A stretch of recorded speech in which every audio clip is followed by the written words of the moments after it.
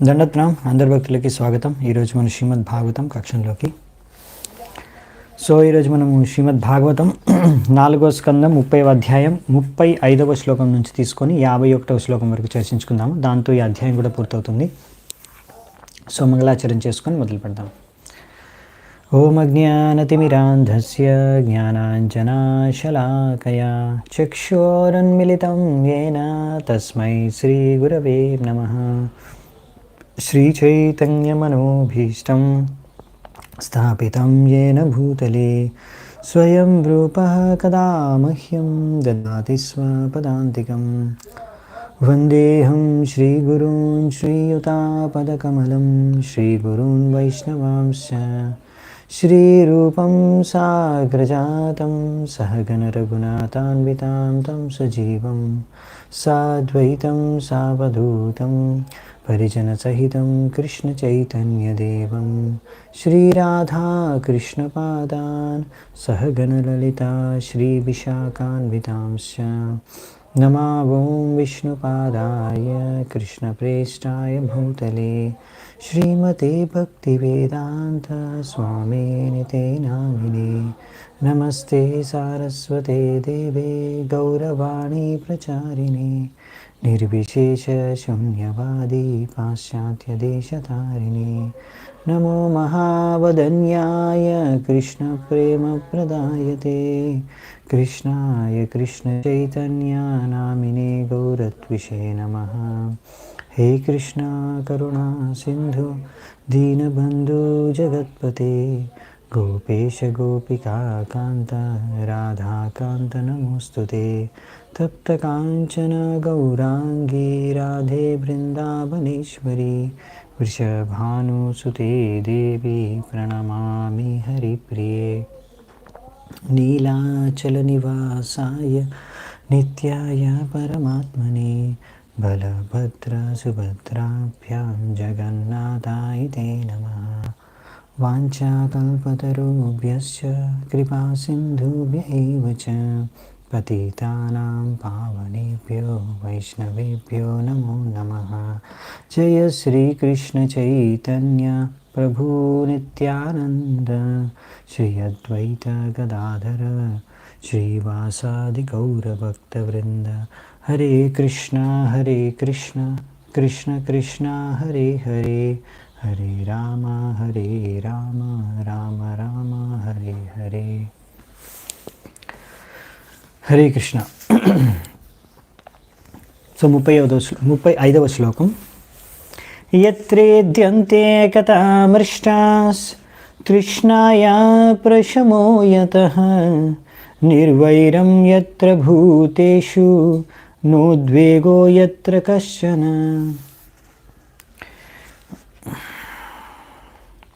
ఎప్పుడైనా సరే మనం భగవంతుడి యొక్క దివ్యలోకం యొక్క విషయాలు చర్చించుకుంటాము. ఆ సమయంలో ఎవరైతే శ్రోతలు వింటారో ఈ దివ్య కథనంతా కూడా వాళ్ళప్పుడు ఆ సమయంలో భౌతిక కోరికలు ఆకాంక్షలు ఆసక్తులు అన్నీ కూడా మర్చిపోతారు. కనీసం ఆ సమయం అన్న భగవంతుడి గురించి విషయాలు శ్రవణం చేసే సమయంలో భగవద్ధామం గురించి. అంతేకాకుండా ఒకరి పట్ల ఒకరి ఈర్ష్య ద్వేషం అన్నీ కూడా తొలగిపోతాయి ఆ సమయంలో. ఇంకా ఎటువంటి భయము ఎటువంటి చింత టెన్షన్ లేకుండా ఉంటారు. కనీసం ఎంతసేపు అయితే భగవంతుడి గురించి వింటున్నారు ఇది మినిమం మీరు ఎక్స్పీరియన్స్ చేయొచ్చు అనమాట, అనుభవించవచ్చు.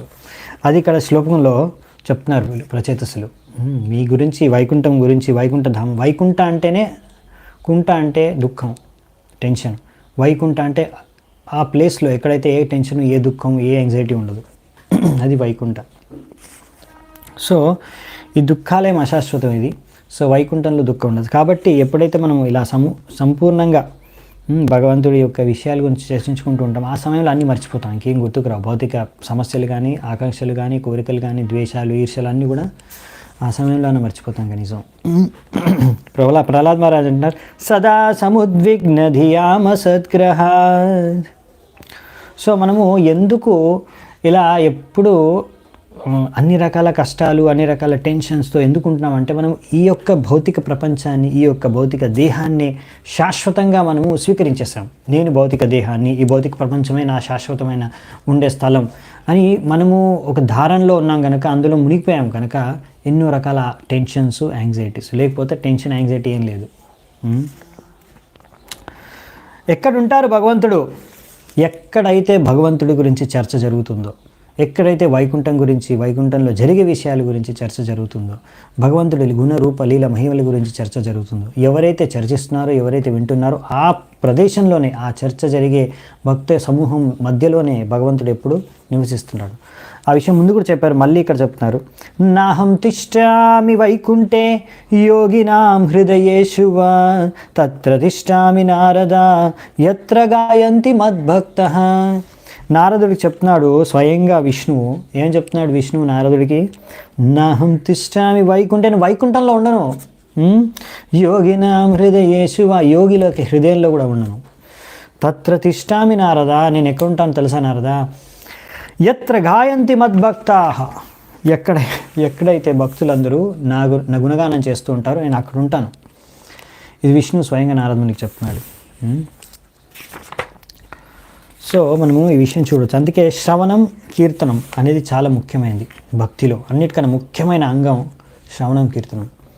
శృణ్వతాం స్వకతః కృష్ణ పుణ్యశ్రవణ కీర్తన హృదయంతస్థో యభద్రాని విధునోతి సుహృత్సతాం.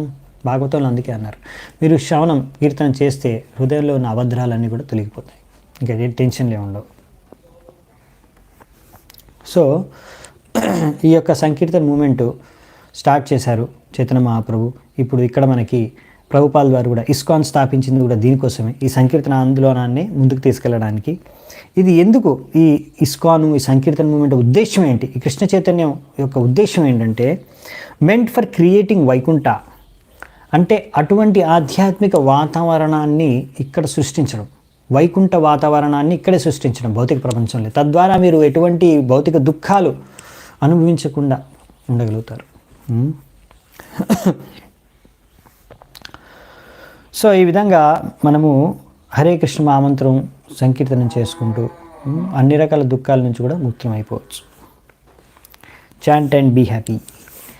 యత్ర నారాయణ సాక్షాత్ భగవాన్యాసినాం గతిః సంస్తూయతే సత్కథాసు ముక్త సంగై పునః పునః. పరమేశ్వరుడు నారాయణుడు భక్తుల మధ్యలో ఎక్కడైతే భక్తులు శ్రవణం, కీర్తన చేస్తున్నారో ఆయన నామాల్ని, అక్కడ ఆయన ప్రత్యక్షమైపోతాడు, అక్కడ ఉంటాడు ఆయన.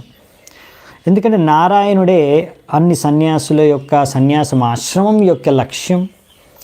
ఇంకా నారాయణుడినే మనం ఈ సంకీర్తన ఆందోళన ద్వారా పూజించేది.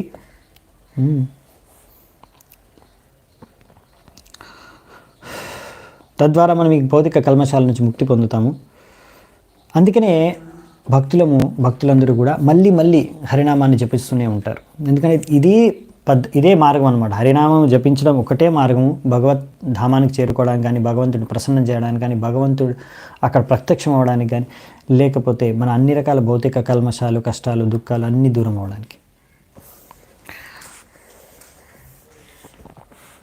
సో మాయావాదులు ఏంటంటే, మాయావాది సన్యాసులు, నిరాకారవాదులు, మాయావాది సన్యాసులు వాళ్ళు ఏమనుకుంటారంటే, మేము సన్యాసం తీసుకున్నామంటే మేము నారాయణుడితో సమానం అయిపోయాం.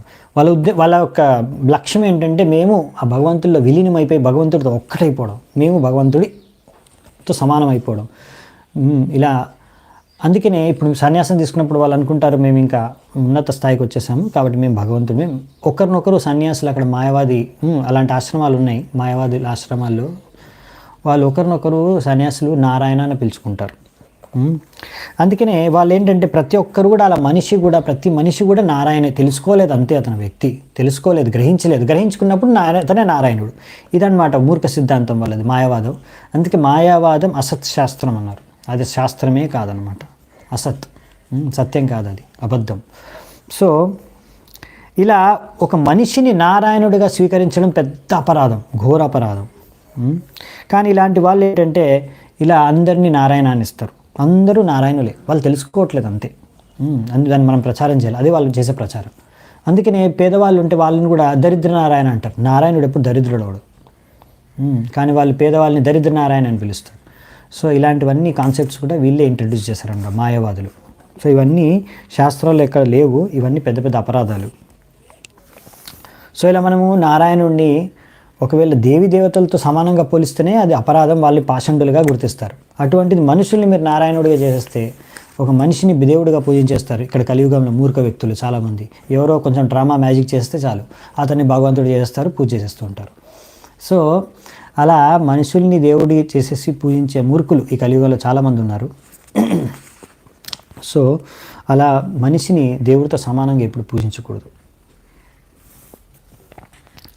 సో ఈ నారాయణుడు ఈ యొక్క కలియుగంలో చైతన్య మహాప్రభువు అవతారంలోనే వస్తారు, కృష్ణుడు నారాయణుడు. సో ఇది శాస్త్రాల్లో ఇచ్చారు. మనం శాస్త్రాల్ని పాటించాలి, శాస్త్రాల్లో ఉన్న అవతారాలని స్వీకరించాలి. అంతేగాని శాస్త్రాల్లో లేని వ్యక్తులందరినీ భగవంతుడిగా స్వీకరించకూడదు. ఎవరిని పడితే వాడిని భగవంతుడిగా స్వీకరించకూడదు, ఏదో కొంచెం మ్యాజిక్ షో చూపిస్తున్నాడని.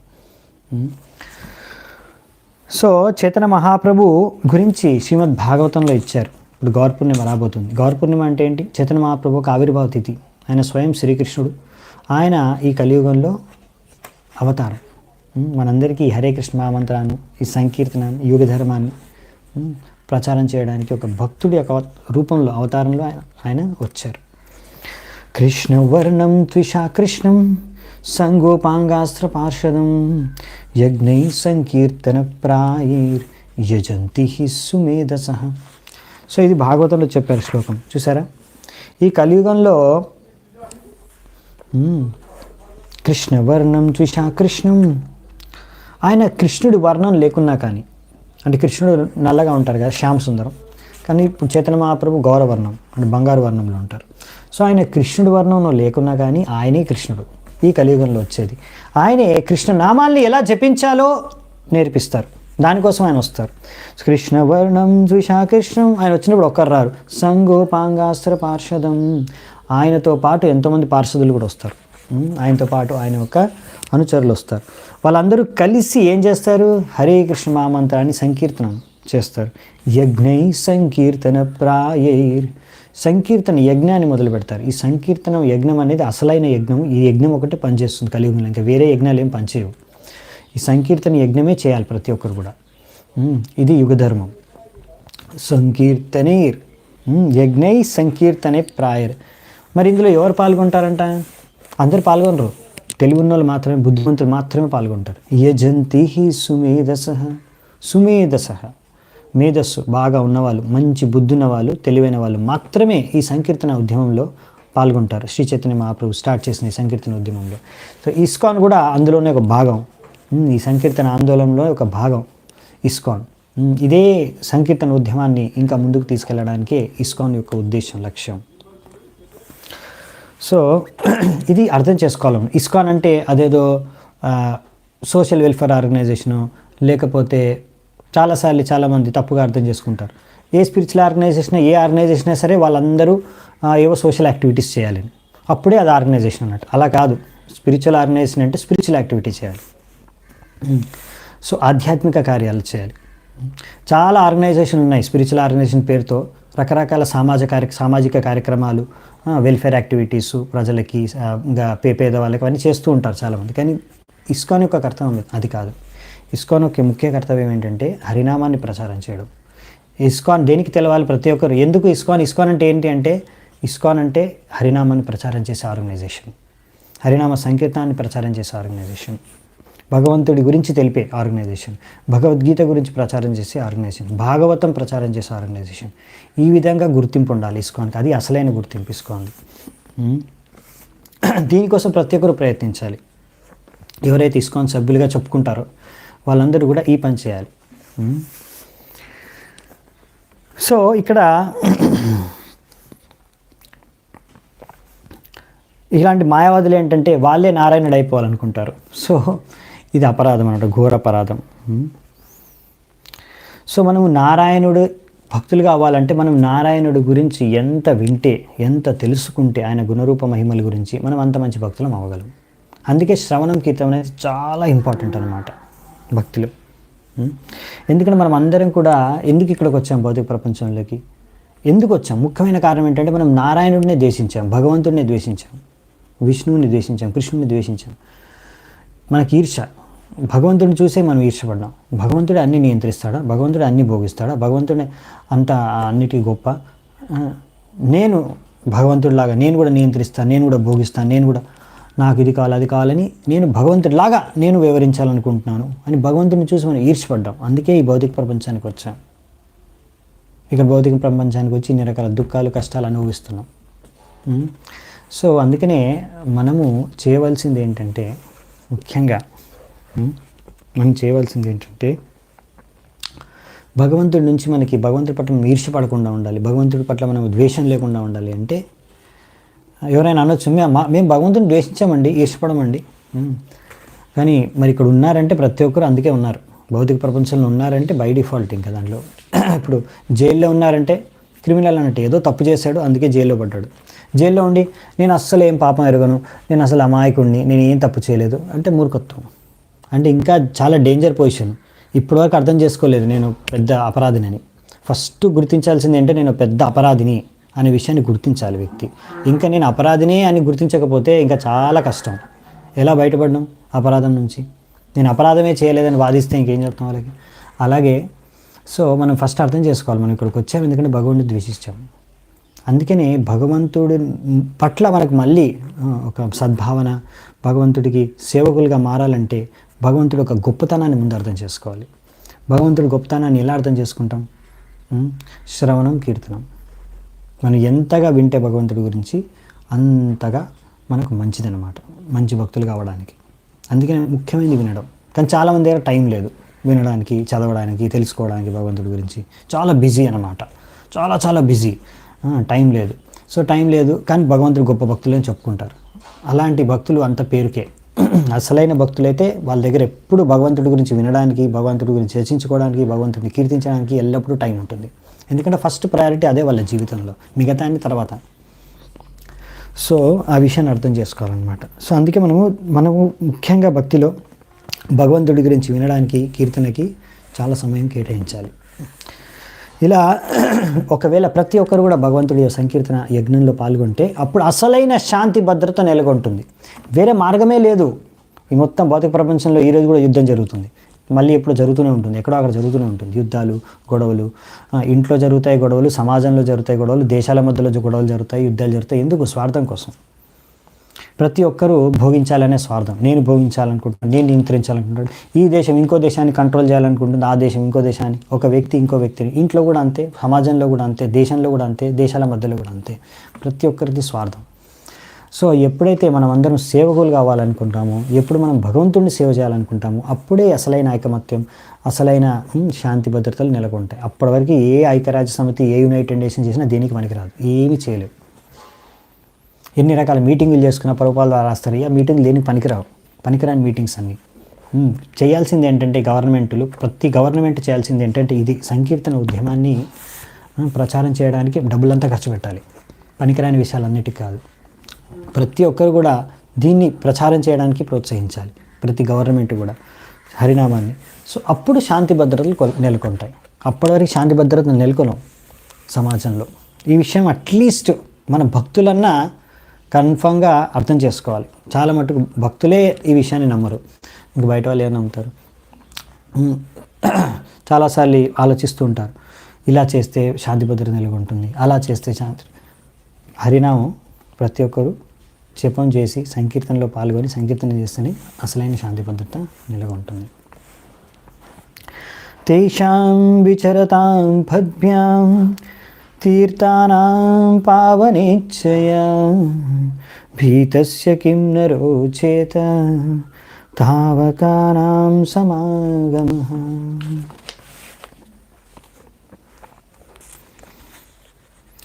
సో ఇక్కడ ఏం చెప్తున్నారంట, హే ప్రభు, భగవంతుడా, మీ యొక్క పార్షదులు, భక్తులు ఈ యొక్క ప్రపంచంలో తిరుగుతూ ఉంటారు, భ్రమణం చేస్తూ ఉంటారు. ఎందుకు? తీర్థ స్థలాల్ని కూడా శుద్ధపరచడానికి. Is not such activity pleasing to those who are actually afraid of metal existence. So వీళ్ళ యొక్క కార్యాలు తప్పకుండా ఎవరైతే భౌతిక ప్రపంచంలో భయభ్రాంతులై జీవిస్తున్నారో వాళ్ళకు ఒక పెద్ద వరం. సో భక్తులు ఎందుకు భ్రమణం చేస్తారు అంటే ప్రచారం చేయడానికి. తీర్థి కుర్వంతి తీర్థాన్ని, అవునా? సో వీళ్ళు తిరిగే తీర్థస్థలాలు అనమాట. ఎక్కడ తీర్థస్థలాల్ని కూడా శుద్ధ భక్తులకి అంత పవర్ ఉంటుంది. శుద్ధ భక్తుల పవర్ అది. వాళ్ళు తీర్థస్థలాలకు వెళ్ళేది వాళ్ళ పాపాలు తొలగించుకోవడానికి కాదు, అక్కడున్న తీర్థస్థలాల్ని కూడా శుద్ధపరచడానికి. సో 2 రకాల భక్తులు ఉంటారు. ఒకరు గోష్ఠానంది, ఇంకొకరు భజనానంది. భజనానంది అంటే వాళ్ళు ఎప్పుడు ఒకే దగ్గర కూర్చొని వాళ్ళు ఎప్పుడు ఎక్కడ కదలరు అనమాట. ఎక్కడే ఒకే దగ్గర ఉండి భజన చేసుకుంటూ ఉంటారు. సో అతను కూడా ఆ విధంగా భగవంతుడి నామాన్ని, హరే కృష్ణ నామాంతరాన్ని జపం చేస్తూ ఉంటారు. ఎప్పుడో ఒకసారి అలా బయటకు వెళ్తారు ప్రచారం, కానీ మ్యాక్సిమం ఒకే చోట కూర్చొని ఉంటారు, భజన చేసుకుంటూ ఉంటారు. కానీ మన గోష్ఠానంది ఏంటంటే, గోష్ఠానంది యొక్క ముఖ్యమైన కోరిక ఏంటంటే ప్రచారం చేయాలి, ఇంకా మన భక్తుల యొక్క సంఖ్యను పెంచాలి. ఇది గోష్ఠానంది యొక్క ముఖ్యమైన కర్తవ్యం, కార్యం. సో ఇలాంటి భక్తులు ప్రచారం కోసం అనేసి మొత్తం ప్రపంచం అంతా తిరుగుతూ ఉంటారు. ఎందుకు అంటే ముఖ్యంగా ఈ విధంగా వీళ్ళు ప్రతి చోటుకు వెళ్ళి అక్కడ శుద్ధపరుస్తూ ఉంటారు, జనాలకి భక్తి పంచుతూ ఉంటారు. అందుకే చైతన్య మహాప్రభు చెప్పిన ఆదేశం ఏంటంటే పృథ్వీ త్యాచేయత నగరాదిగ్రామ్ సర్వత్ర ప్రచార హోయిబే మోర నామ్. సో పృథ్వీలో ఎన్ని నగరాలు గ్రామాలు ఉన్నాయో ప్రతి నగరం గ్రామం ప్రతి చోట సర్వం అన్ని చోట్ల కూడా ప్రచారం అవ్వాలి నా పేరు, భగవద్నామం. సో అందుకనే చైతన్య మహాప్రభుల యొక్క అనుచరులు, ఎవరైతే చైతన్య మహాప్రభుల యొక్క అనుచరులు ఉంటారో వాళ్ళు ప్రతి గ్రామానికి ప్రతి నగరానికి వెళ్ళి ప్రచారం చేసి అందరినీ భక్తులుగా మారుస్తారు. ఇది మన సాంప్రదాయం, ఇది మన పరంపర. సో ఒక భక్తుడు ఎప్పుడు భయపడ్డనమాట, స్వర్గానికి నరకానికి అతీతుడు. నరకానికి వెళ్ళి ప్రచారం చేయాల్సి వస్తే కూడా అక్కడ కూడా వెళ్ళిపోతాడు ప్రచారం చేయడానికి, నరకానికైనా సరే. ప్రభుపాల ద్వారా రాస్తున్నారు ఈ విషయము, భాగవతంలో ఇచ్చారు యాక్చువల్లీ. నారాయణ పరసర్వే నకుతశ్చన బిభ్యతి స్వర్గాపవర్గ నరకేష్వపి తుల్యార్థదర్శిన. భగవంతుడి యొక్క భక్తుడికి స్వర్గము నరకము అంతా ఒకటే, దేనికి భయపడ్డు. ఎక్కడ వెళ్ళాలన్నా ప్రచారం చేయడానికి అక్కడికి వెళ్ళి ప్రచారం చేస్తారు.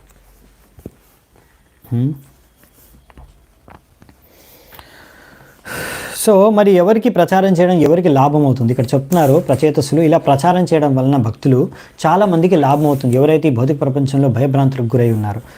సో ఇందులో ఇక్కడ భౌతిక ప్రపంచంలో కూడా ఉన్నారండి కొంతమంది. వాళ్ళకి ఇప్పుడు చాలామంది రకరకాల ఫ్రస్ట్రేషన్, రకరకాల సమస్యలు, మానసిక సమస్యలు, డిప్రెషన్లో పెద్ద పెద్ద సెలబ్రిటీ ఫిల్మ్ స్టార్లు కూడా డిప్రెషన్లోకి వెళ్ళిపోతుంటారు. అదొక ఫ్యాషన్ అయిపోయింది అనమాట, అదొక మానసిక రోగం. ఎందుకు అంటే భక్తి చేసుకోవట్లేదు కనుక అలాంటి డిప్రెషన్లో వెళ్ళిపోతున్నారు జనాలు.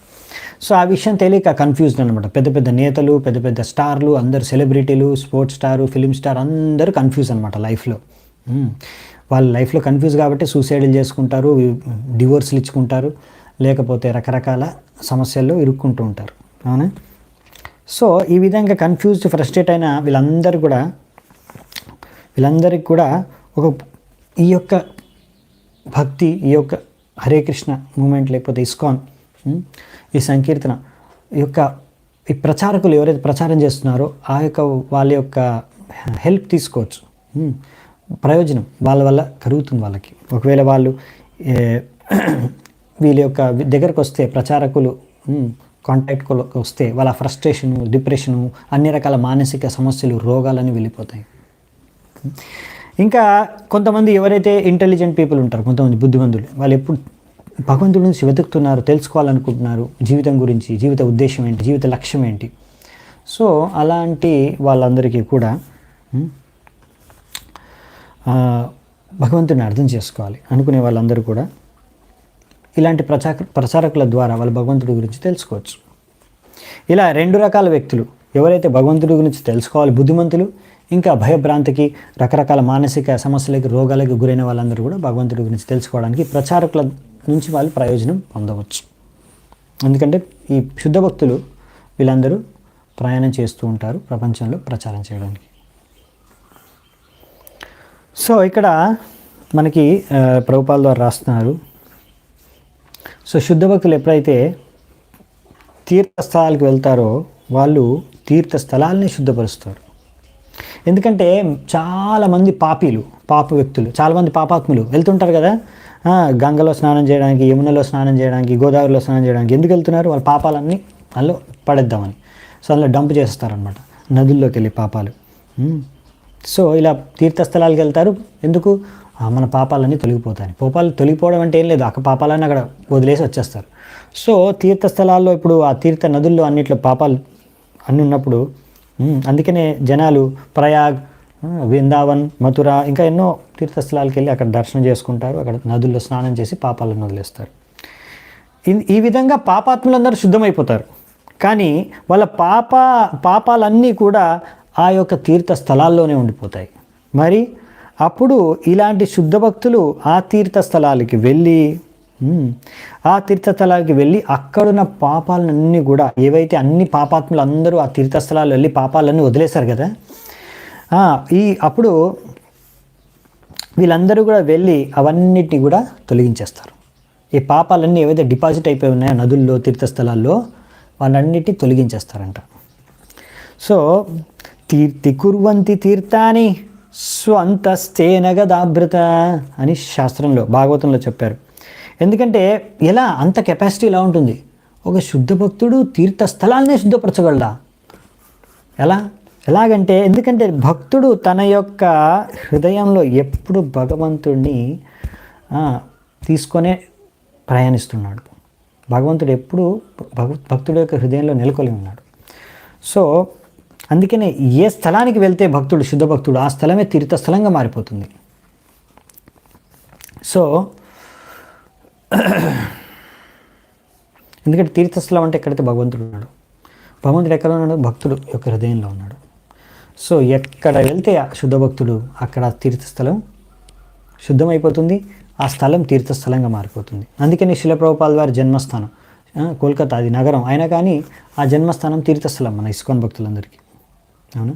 సో అందుకని ఏవైతే మన ఆచార్యుల యొక్క ఆవిర్భావ తిథులు, ఆ రోజు మనకు ఉత్సవాలు, పండుగలు, ఇంకా అలాగే వాళ్ళు పుట్టిన స్థలాలు, అవన్నీ కూడా మనకు తీర్థస్థలాలు.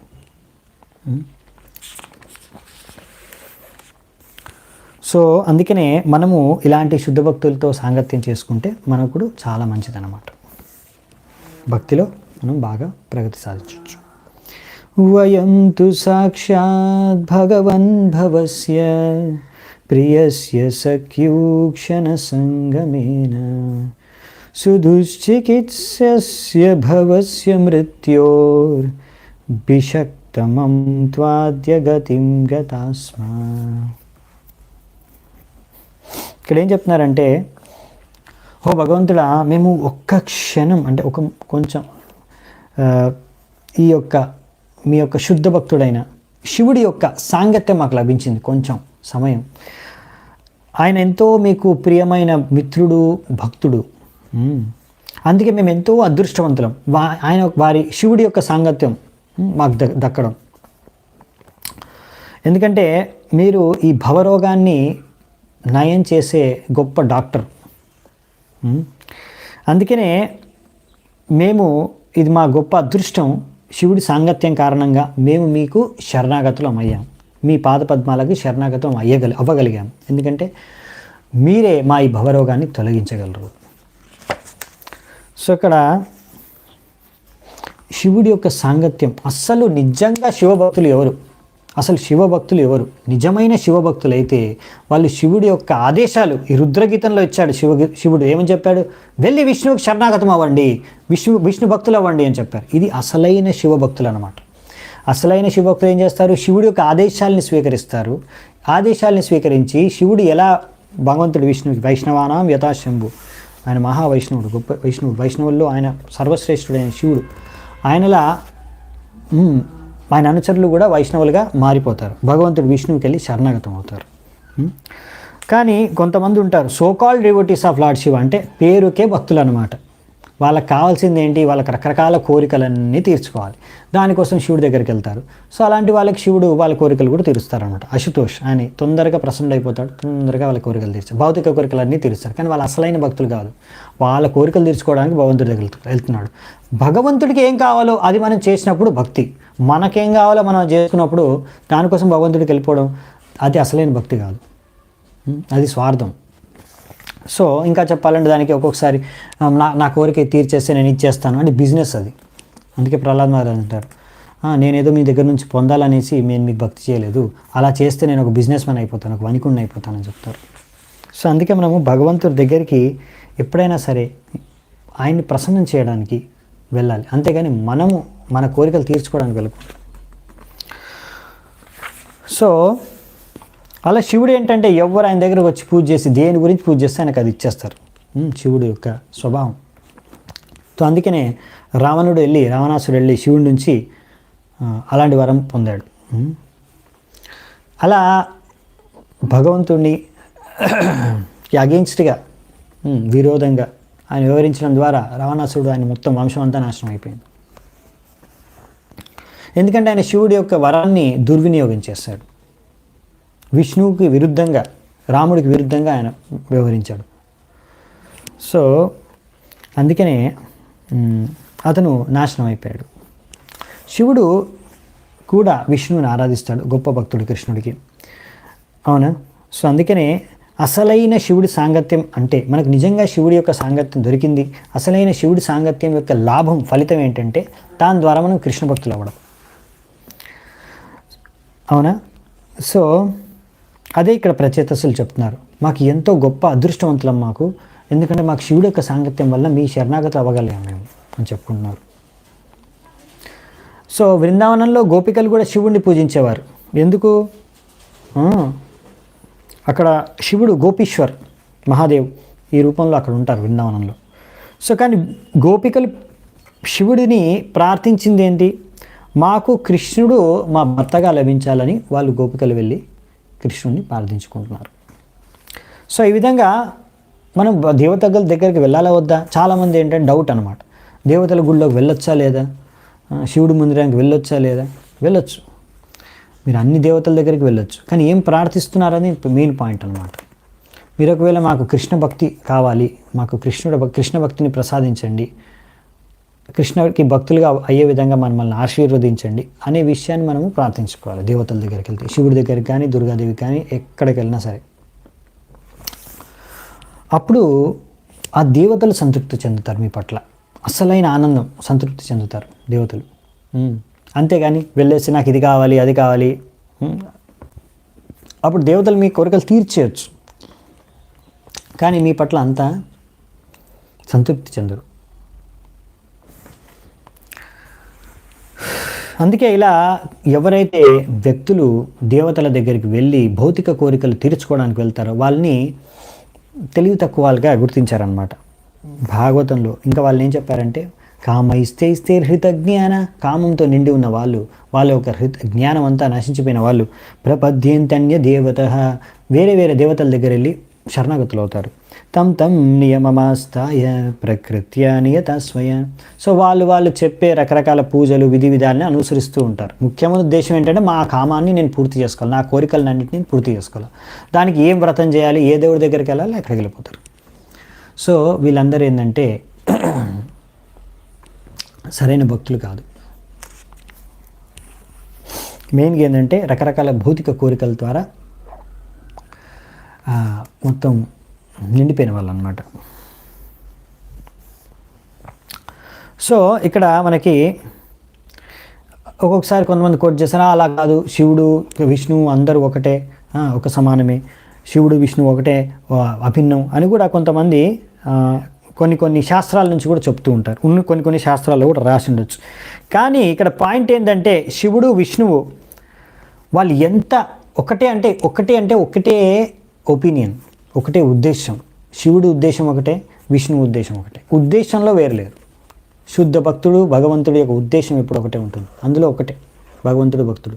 సో శివుడు విష్ణువుడు ఆ విషయంలో ఒకటే, అంతేగాని వాళ్ళిద్దరు ఒక సమానం అని కాదు. ఇంకా చెప్పాలంటే ఏకల ఈశ్వర కృష్ణ ఆరసౌ భృత్యో. ఈశ్వరుడు కృష్ణుడు ఒక్కడే, మిగతా వాళ్ళందరూ ఆయన దాసులే. అందరు, శివుడు కూడా కృష్ణుడి యొక్క దాసుడే. అలాగే అందరూ దేవదేవతలు, బ్రహ్మదేవుడు మిగతా దేవతలు అందరూ కూడా కృష్ణుడి యొక్క దాసులు. సో మరి అంతేకాకుండా ఎక్కడ ఏ శాస్త్రంలో కూడా శివుడు చెప్పలేదు నేను విష్ణువుకి సమానం, లేకపోతే నేను విష్ణువు కన్నా గొప్ప అని ఎక్కడ చెప్పలేదు. కానీ కృష్ణుడు భగవద్గీతలో క్లియర్గా చెప్పేశాడు, నాకన్నా గొప్ప ఎవరు లేరు, నేనే అందరికన్నా గొప్ప. ఓకే, ఆ విషయం అందుకు మనకు క్లియర్గా ఉండాలన్నమాట. 39, 39-42 శ్లోకాలు ఒకేసారి ఉన్నాయి. యన్నస్వధీతం గురవ ప్రసాదిత విప్రాశ్చ వృద్ధశ్చ సదనువృత్య ఆర్యానతా సుహృదో భ్రాతరశ్చ సర్వాణి భూతాని అనసూయయైవ యన్నస్సుతప్తం తపయేతదీశ నిరందసాం కాలమదభ్రమప్సు సర్వం తదేతద్ పురుషస్య భూమ్నో వ్రీణీమహేతే పరితోషణాయ. ఓ భగవంతుడా, మేము అన్ని వేదశాస్త్రాలను చదివాము, ఒక గురువుని కూడా స్వీకరించాము, బ్రాహ్మణులను కూడా సన్మానించాము, ఇంకా భక్తులను కూడా సన్మానించాము, ఇంకా వృద్ధులని ఎవరైతే ఆధ్యాత్మిక జ్ఞానంలో వృద్ధులు వాళ్ళను కూడా సన్మానించాము. వీళ్ళందరికీ మేము మా నమస్కారాలు అర్పించాము. ఎప్పుడు కూడా మేము మా యొక్క అన్నదమ్ముల మధ్యలో కానీ బంధువులు మిత్రుల మధ్యలో కానీ ఎప్పుడు మాకు ఈర్ష్య భావన లేదు. ఇంకా మేము ఎన్నో కఠోర తపస్సులు నీటి కింద చేశాము. ఎంతో కాలం వరకు మేము ఆహారం కూడా స్వీకరించలేదు. ఇవన్నీ కూడా మేము ఈ చేసిన ఫలాలన్నీ కూడా మేము చేసిందంతా కూడా మేము మీకే అర్పిస్తున్నాము, మీ యొక్క సంతృష్టి కోసం. ఇదొక్కటే మాకు కావాలి, మాకు ఇంకే వరం అవసరం లేదు. సో ఎందుకు మేము ఇవన్నీ చేశాము? మిమ్మల్ని సంతృప్తిపరచడానికి. ఇది చాలా ఇంపార్టెంట్ అన్నమాట. మీరు ఏం వ్రతం చేశారు, ఏం తపస్సు చేశారు, ఒకసారి చాలామంది ఎంతో అహంకారం అనమాట, నేను ఎంతో గొప్ప తపస్సు చేశాను, నేను బాగా స్ట్రిక్ట్గా అన్ని ఫాలో అవుతాను, నేనే ఫాలో అవుతాను అన్నీ, ఎవ్వడు ఫాలో అవ్వడు అని చాలా పొగరనమాట, చాలా అహంకారంతో జీవిస్తుంటారు కొంతమంది భక్తులు. అలా కాదు, మనం భగవంతుడి సంతృప్తి కోసం చేస్తున్నాం. భగవంతుడి సంతృప్తి చెందితేనే మీరు చేసిన తపస్సు, మీరు చేసిన వ్రతం, మీరు ఫాలో అయ్యే అన్నీ కూడా యూస్ఫుల్ అనమాట. లేకపోతే భగవంతుడి సంతృప్తి చెందకపోతే వేస్ట్ మీరు చేసిన తపస్సులు ఇవన్నీ కూడా. అలా భగవంతుడి సంతృప్తి అసలైన వరం అని ఇక్కడ చెప్తున్నారు. సో అందుకనే మనము భగవంతుడికి మాత్రమే సమ్మానం చూపించకూడదు. ఎవరైతే జ్ఞానంలో వృద్ధులు, జ్ఞాన వృద్ధులు, వాళ్ళని ఆర్యన్స్ అంటారు. ఆర్యులు అంటే వాళ్ళకి సరైన ఆధ్యాత్మిక జ్ఞానం, సంస్కృతి, సభ్యత అన్నీ ఉన్నాయన్నమాట. ఇంకా భగవంతుడి యొక్క భక్తులు, వాళ్ళని ఆర్యులు అంటారు. అలా ఉన్నతమైన వ్యక్తులని, భగవంతుడి భక్తులని ఆర్యులు అంటారు. సో ముందు కాలంలో ఆర్యులు అంటే భక్తులే, భగవంతుడి భక్తుల్ని ఆర్యులుగా ఉద్దేశించి చెప్పేవారు. అందుకే కృష్ణుడు అర్జునుడు కన్నా అనార్య జుష్టమ స్వర్గ్యం కీర్తికరం అర్జున అన్నాడు భగవంతుడు కృష్ణుడు భగవద్గీతలో అర్జునుడితో. నువ్వు అనార్యులుగా ఎందుకు వ్యవహరిస్తున్నావు? నువ్వు ఆర్యుడివి, నువ్వు భగవంతుడి యొక్క భక్తుడివి, నీకు వేదిక సభ్యత సంస్కృతి తెలిసిన వాడి, సరైన వేద జ్ఞానం ఉన్నవాడివి. నువ్వు ఇలా అనార్యుడిలా ఎందుకు మాట్లాడుతున్నావు? ఎందుకు అనార్యుడిలా వ్యవహరిస్తున్నావు? దీని ద్వారా అకీర్తి, నీ కీర్తి ప్రతిష్టలు ఏం రావు, అన్నీ కూడా తొలగిపోతాయి. నువ్వు స్వర్గానికి ఏం చేరుకో. కాబట్టి అనార్యుడిలా వ్యవహరించకు, ఆర్యుడివి అని కృష్ణుడు చెప్పాడు అర్జునుడికి. సో ఎందుకంటే క్షత్రియుడిగా అర్జునుడికి తన కర్తవ్యం నెరవేర్తించాలి, యుద్ధం చేయాలి. ఆ సమయంలో ఆయన అహింసాన్ని కూర్చోకూడదు, యుద్ధక్షేత్రంలో అహింస పాటించకూడదు, అక్కడ యుద్ధమే చేయాలి. అది ఆయన ధర్మం, అది బాధ్యత. అదే తెలియజేశారు. ఒక ఆర్యుడిగా అది ఆయన కర్తవ్యం, ఆయన కర్తవ్య పాలన చేయాలి అనేసి చెప్పారు. అంతేగాని అక్కడ హింసను ప్రోత్సహిస్తున్నారు అనేసి అది సభ్యత, హింసని ప్రోత్సహించట్లేదు. కొంతమంది ఇక్కడ కషాయకానాలు పెట్టి ప్రతిరోజు వేలాది ఆవుల్ని చంపేస్తున్నారు, నరికి చంపేస్తున్నారు. వాళ్ళ యొక్క ఇంద్రియాలని భోగించడానికి, తినడానికి, నాలుకలకి రుచి చూడడానికి ఎంతోమంది ఆవుల్ని చంపేస్తున్నారే, అది హింస, అసలైన హింస అంటే అది. సో ఆర్యన్లు, నిజంగా ఎవరైతే ఆర్యన్లు ఉంటారో, భగవంతుడి భక్తులు ఉంటారో ఒకవేళ అయితే వాళ్ళు ఎప్పుడు కూడా ఇటువంటి కషాయకానాల్ని ప్రోత్సహించరు.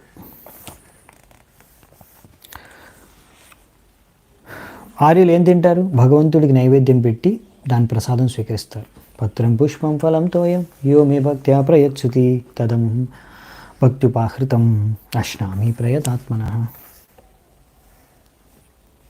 సో నిజంగా ఆర్యులు అయితే వాళ్ళందరూ భగవంతుడికి నైవేద్యం పెట్టి వాళ్ళు ప్రసాదం తీసుకుంటారు. వాళ్ళే అసలైన ఆర్యులు, అంటే బేసికలీ భక్తులు. అదే ఇక్కడ చెప్పారు. ఎందుకంటే శ్లోకంలో ఆర్యనాథ సుహృదో భ్రాతరశ్చ అని అన్నారు. అందుకనే దీని గురించి ప్రభుపాల్ వారు వ్యాఖ్యానించారు. 41వ శ్లోకం. మనుస్వయంభూర్భగవాన్ భవశ్చ ఏన్యే తపో జ్ఞాన విశుద్ధ సత్వా అదృష్టపరాపి యన్మహిమ్నః స్తువంత్యతో త్వాత్మసమం గృణీమా. సో ఇక్కడ ఏం చెప్తున్నారంటే,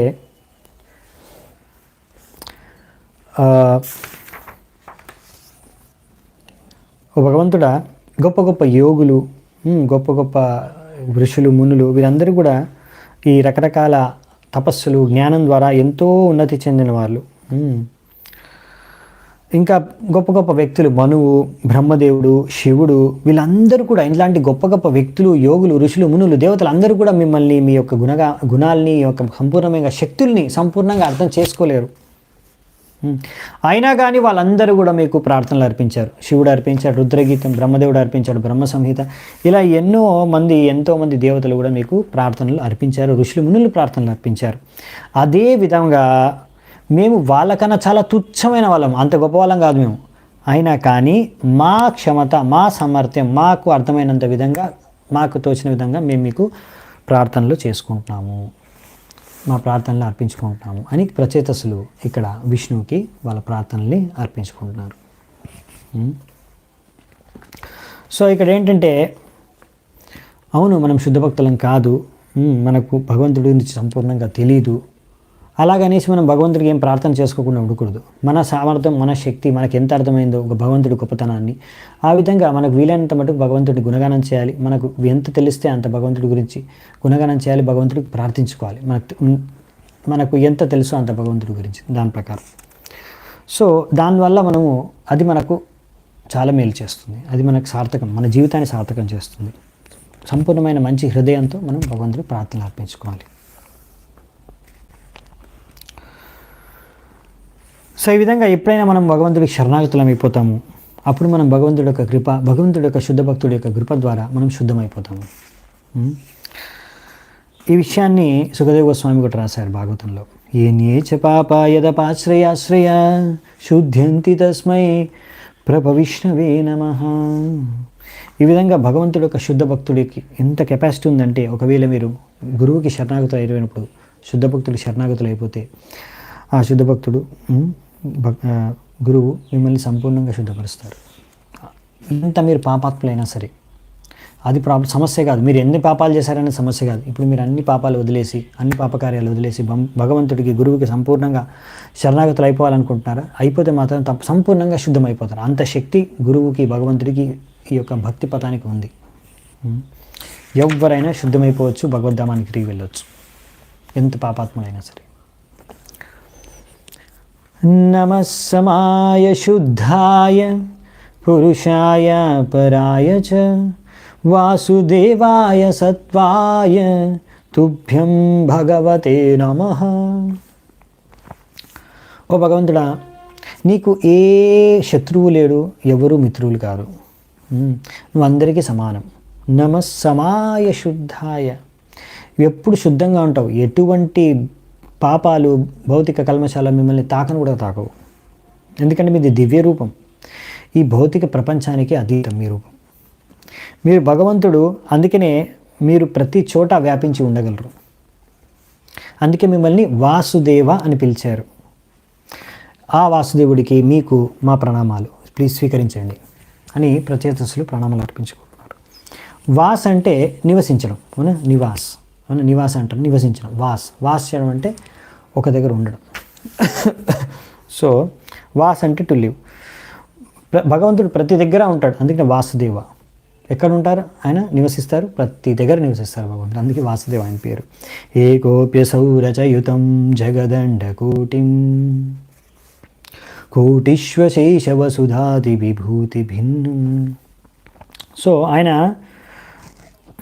ఈ ప్రతి ఒక్క బ్రహ్మాండంలో ప్రతి ఒక్క అండాంతరస్థ పరమాణు చేయంతరస్థం ప్రతి ఒక్క పరమాణులో ప్రతి చోట కూడా భగవంతుడు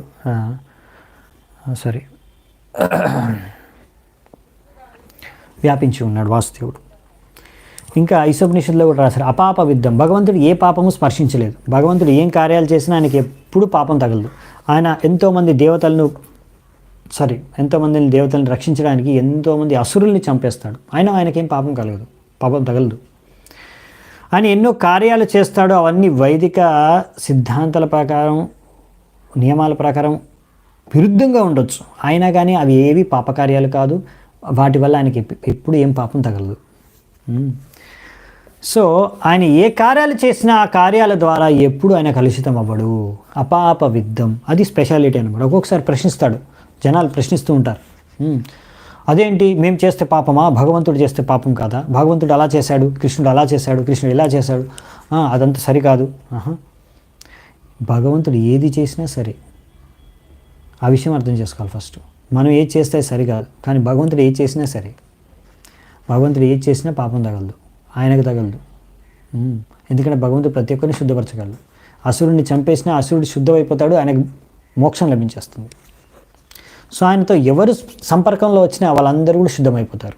ఏ కోరికతో వచ్చినా వాళ్ళందరూ శుద్ధమైపోతారు. సో భగవంతుడు అందరినీ శుద్ధపరుస్తాడు. భగవంతుడిని ఎవరూ అశుద్ధం చేయలేరు, కలుషితం చేయలేరు. మన కేసులో అలా కాదనమాట. మనము వేరే విషయాలు పాపకార్యాల వల్ల కలుషితం అయిపోతాం. ఆ పాపకార్యాల ఫలాలు మనం భోగించవలసిందే. కానీ భగవంతుడు అలా, అందుకే మనము భగవంతుడు చాలా తేడా ఉందన్నమాట. మనం ఎప్పుడు మనం భగవంతుడితో పోల్చుకోకూడదు, అది పెద్ద అపరాధం. ఓకే, దీంతో మరి ప్రచేతసుల యొక్క ప్రార్థనలు పూర్తయ్యాయి. ఇప్పుడు నెక్స్ట్ ఫైనల్ కంక్లూజన్. మైత్రేయ ఉవాచ ఇతి ప్రచేతోభిరభిష్టుతో హరి ప్రీతస్తతేత్యాహ శరణ్యవత్సలః అనిచ్చతామ్యానమతృప్తచక్షుషాం యయౌ స్వధామానపవర్గవీర్యః. మైత్రేయుని అంటాడు, హే విదురా, భగవంతుడు ఎవరైతే శరణాగతులు అయిపోతారో ఆయనకి వాళ్ళందరి భక్తుల్ని రక్షిస్తాడు. సో ఇప్పుడు ప్రచేతలు ఈ విధంగా వాళ్ళు భగవంతుడిని పూజించి ఆరాధించి ప్రార్థించి అన్నారు. సో అప్పుడు భగవంతుడు ఏం చెప్పాడంటే, వాళ్ళకి రిప్లై చేశారు భగవంతుడు, సరే మీరు ఏవైతే ప్రార్థించారో, దేనికోసమైతే ప్రార్థించారో అది పూర్తి అవ్వగాక అని భగవంతుడు వాళ్ళందరికీ వాళ్ళ వరం ఇచ్చేశాడు. వాళ్ళకి ఏం కోరుకున్నారో అదే అవ్వాలని. అలా చెప్పిన తర్వాత ఇంకా భగవంతుడు అలా అందరికి వరాలు ఇచ్చినంత మాత్రం ఆయన శక్తి ఎప్పుడు తగ్గిపోదు. అలాంటి భగవంతుడు ఇప్పుడు అక్కడి నుంచి ఇంకా బయలుదేరి వెళ్ళిపోయాడు. ఇప్పుడు ప్రచేతసుకి ఇప్పుడు భగవంతుడు వెళ్ళిపోగానే వాళ్ళకి ఎంతో విరహం కలిగింది. ఎందుకంటే వాళ్ళకి ఎప్పుడు భగవంతుడి ముందే ఉండాలనుకున్నారు. ఇప్పుడు వాళ్ళు ఇంకా సంపూర్ణంగా ఇంకా చూడాలనుకుంటున్నారు భగవంతుడిని. కానీ భగవంతుడు ఇప్పుడు వెళ్ళిపోయారు. కానీ ప్రచేతసులకి ఇచ్చేశారంట వరం, మీరు ఏం కోరుకుంటున్నారో అది మీకు పూర్తవుతుందని, వరం నెరవేరుతుందని. సో ఇది ఒక గొప్పతనం భగవంతుడిది. అదే భగవంతుడు ఏంటి, వాళ్ళకి వరం ఇచ్చేసి వెళ్ళిపోయాడేంటి, వాళ్ళు ఇంకా అక్కడ కోరుకుంటున్నారు భగవంతుడు వాళ్ళ ముందే ఉండాలని. సో భగవంతుడి గొప్పతనం అంట ఇది. భగవంతుడు సంపూర్ణంగా భగవంతుడు ఎప్పుడు ప్రచేతసులు ఇంకా అన్ని జీవరాశుల యొక్క మేలునే కోరుకుంటూ ఉంటారు. కానీ భగవంతుడు సంపూర్ణంగా వైరాగ్యం, రెనౌన్సియేషన్, ఇది భగవంతుడు ఒక ఐశ్వర్యం. సో ఈ విధంగా ఆయనకి చాలా నచ్చారు. ఆయనే ప్రశంసించాడు ప్రచేతసుల్ని. ఆయన కానీ ఆ ప్రచేతసుల్ని వదిలి వెళ్ళిపోయాడు. ఎందుకంటే ఆయన ఇప్పుడు ఇంకా మిగతా జీవరాశులందరికీ కూడా కృప పంచడానికి. సో అలాగే చైతన్య మహాప్రభు కూడా సన్యాసం తీసుకుంటారు. సన్యాసం తీసుకున్న తర్వాత కూడా అద్వైతాచార్య వాళ్ళ ఇంట్లో నివసిస్తారు, ఆయనతో పాటు నివసిస్తారు. సో అప్పుడు అద్వైతాచార్య ఇంకా కొన్ని రోజులు చైతన్య మహాప్రభు ఉండమని కోరుకుంటారు. కొన్ని రోజులు ఉంటారు. కానీ తర్వాత చైతన్య మహాప్రభు అక్కడి నుంచి బయలుదేరుతారు. ఎందుకంటే ప్రచారం చేయాలి, వేరే దగ్గర ఒకే దగ్గర ఉండకూడదని. ఆయన ఇంకా మిగతా జీవరాశులను ఉద్ధరించాలని ప్రచారం కోసమని బయలుదేరి వెళ్ళిపోతారు. అందరు కోరుకున్న డివోటీస్ అందరూ కూడా ఇక్కడే ఉండండి. సో సారం ఏంటంటే భగవంతుడు ఇది అసీమ కృప, భగవంతుడు ఒక అసీమ కృప. ఆయన అందరికీ మేలు చేయాలని కోరుకుంటాడు, కానీ ఎవ్వరి పట్ల ఆయనకు అటువంటి ఆసక్తి లేదు. ఈ ప్రపంచంలో అన్ని జీవరాశులను ఉద్ధరించాలనేదే ఆయన ఉద్దేశం.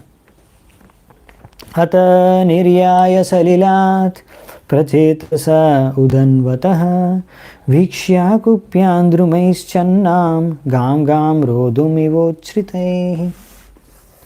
దాని తర్వాత ప్రచేతసులు అందరూ కూడా ఇప్పుడు జలాశయం అంటే నీటి లోపల కదా వీళ్ళందరూ వ్రతం చేసి తపస్సులు చేసి భగవంతుడికి ఆరాధించుకుంది. ఇప్పుడు నీటి నుంచి బయటకు వచ్చారంట.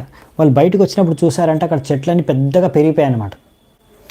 అంటే ఇంకా ఎంత పెద్దగా పెరిగిపోయాయంటే స్వర్గానికి మార్గాన్ని ఆపేసినట్టుగా, అడ్డుకున్నట్టుగా అంత పెద్ద పెద్దగా పెరిగిపోయాయంట చెట్లు. ఈ విధంగా ఈ చెట్లు పెద్ద పెద్ద చెట్ల ద్వారా మొత్తం పృథ్వీ భూమి అంతా కూడా నిండిపోయిందంట, కవర్ అయిపోయింది. ఆ సమయంలో ఈ చెట్లను చూసి ప్రచేతసులకి కోపం వచ్చేసిందంట. సో మామూలుగా కొంతమంది అనుకుంటారు, చెట్లు పెద్ద పెద్ద చెట్లు, జంగల్స్, అడవులు ఉంటే దీని వల్లనే చాలా వర్షాలు వస్తాయి అని. కానీ అది అసలైన విషయం కాదు. మనము ఇలా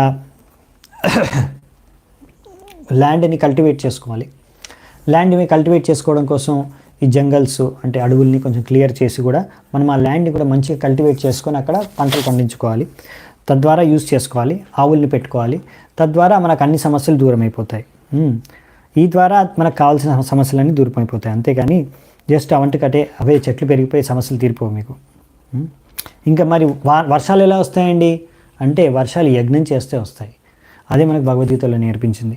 అన్నాద్భవంతి భూతాని పర్జన్యాదన్న సంభవ యజ్ఞాద్భవతి పర్జన్యో యజ్ఞకర్మ సముద్భవ.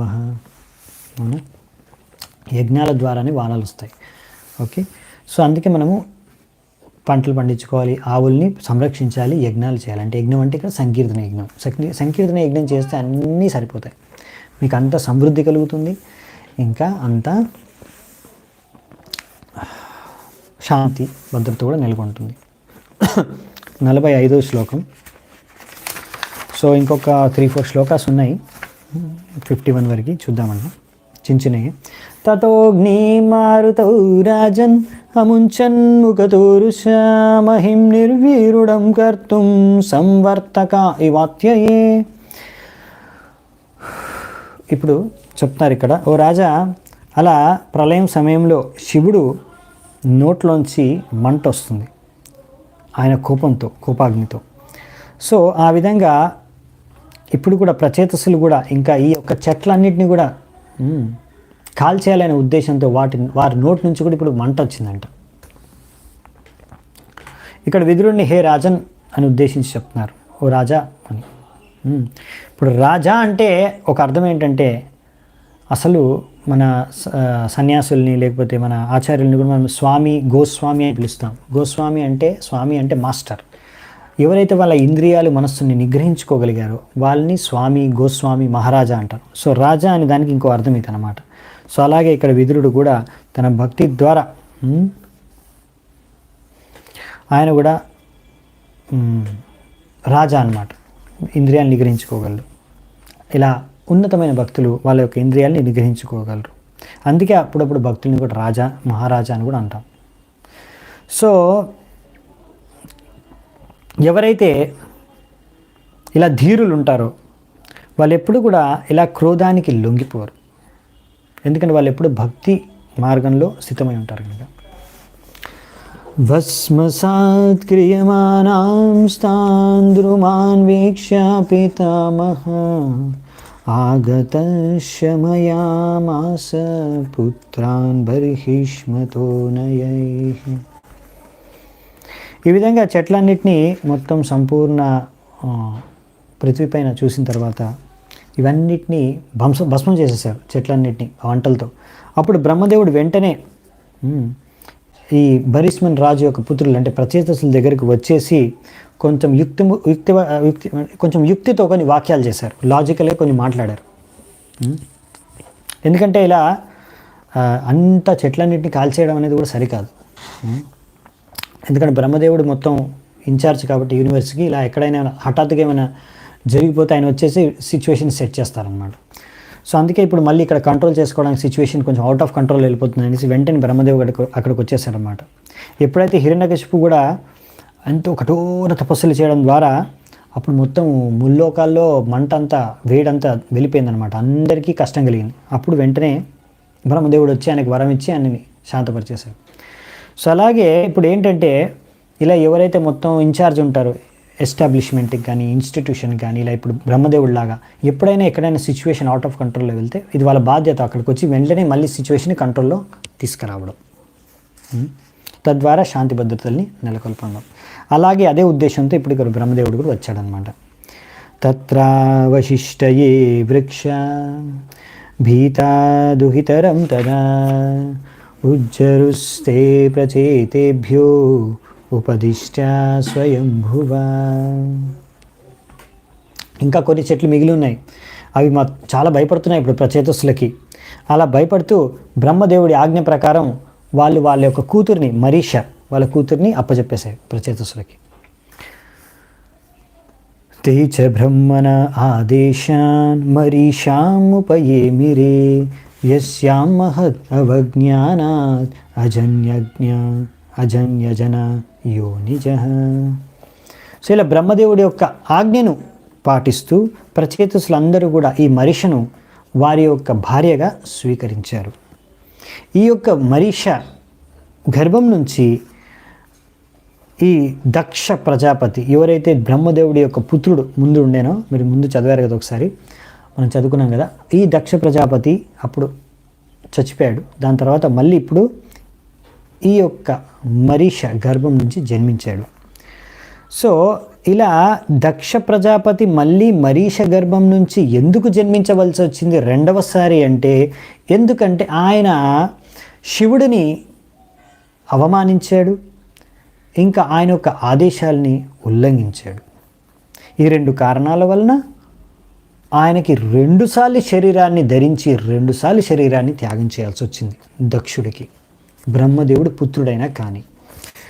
సో ఇక్కడ అందుకనే మహద్ అవజ్ఞానాత్, యస్యా మహద్ అవజ్ఞానాత్, ఆయన ఉల్లంఘించాడు శివుడి యొక్క ఆజ్ఞని, శివుడి యొక్క సమ్మానాన్ని. సో అందుకనే ఇలా దక్ష ప్రజాపతి ముందు జన్మలో బ్రహ్మదేవుడి యొక్క పుత్రుడిగా బ్రాహ్మణుడిగా జన్మించిన ఇప్పుడు ఒక క్షత్రియుడుగా ఒక క్షత్రియుల గర్భం నుంచి మళ్ళీ జన్మించాల్సి వచ్చింది. అంటే కొంచెం ఇప్పుడు ఈసారి ఫస్ట్ టైం జన్మ బ్రహ్మదేవుడి పుత్రుడిగా, ఇప్పుడు మరీష ప్రచేతసుల పుత్రుడిగా. సో ఈ జన్మ ముందు జన్మ కన్నా కొంచెం లోవర్ అనమాట, అవునా, తక్కువ స్థాయిలో ఉంది. ఎందుకు అలా అవ్వాల్సి వచ్చింది? ఇంకో జన్మ తీసుకోవాల్సి వచ్చింది, అది కూడా తక్కువ స్థాయిలో. ఎందుకంటే శివుడిని అవమానించాడు కనుక, శివుడిని యొక్క ఆదేశాన్ని పాటించలేదు కనుక. సో అందుకని మళ్ళీ ఇంకొకసారి జన్మెత్తాల్సి వచ్చిందనమాట. సో మీకు శివుడిని అవమానించిన ఘటన అవన్నీ మనకు తెలుసు, ముందే మనం చర్చించుకున్నాము, అందుకే ఇప్పుడు అందులోకి వెళ్ళాము. సో ఇందులోంచి తెలుసుకోవాల్సింది ఏంటంటే, మనం మహాజనుల్ని, గొప్ప వాళ్ళని, గొప్ప భక్తుల్ని అవమానిస్తే, గురువుల్ని లేకపోతే ఆచార్యుల్ని, శుద్ధ భక్తుల్ని అవమానిస్తే, వారి ఆజ్ఞను ఉల్లంఘిస్తే, సో మనకు ఇలాంటి శిక్ష తప్పదన్నమాట. చాక్షుషేత్వంతరే ప్రాప్తే ప్రాక్సర్గే కాల విద్రుతే యస్సర్జ ప్రజా ఇష్టా సదక్షో దైవచోదిత.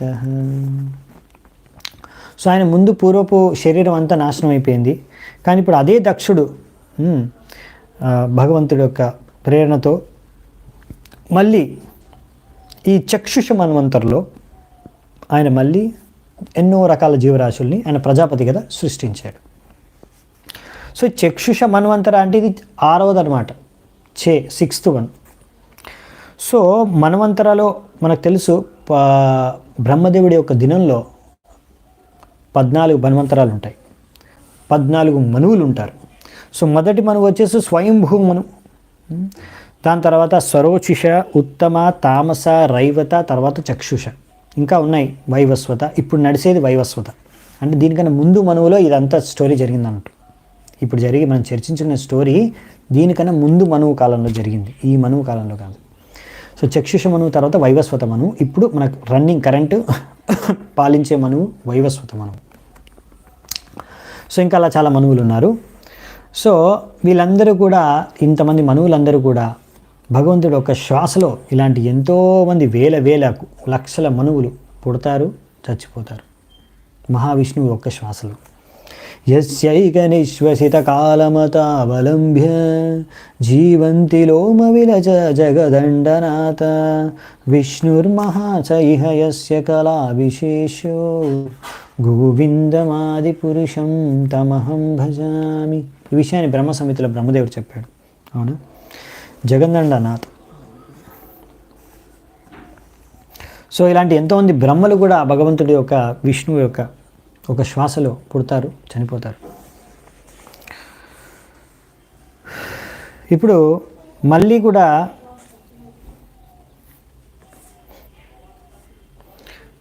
దక్షుడు మళ్ళీ పూర్వ వైభవం మనకి తిరిగి వచ్చింది. మళ్ళీ పూర్వంలాగా ప్రజాపతిలా అన్ని జీవరాశులను సృష్టిస్తున్నాడు. ఇదంతా కూడా మళ్ళీ అతను శివుడికి పశ్చాత్తాపంతో చేసుకున్న ప్రార్థనల యొక్క ప్రభావం ద్వారా.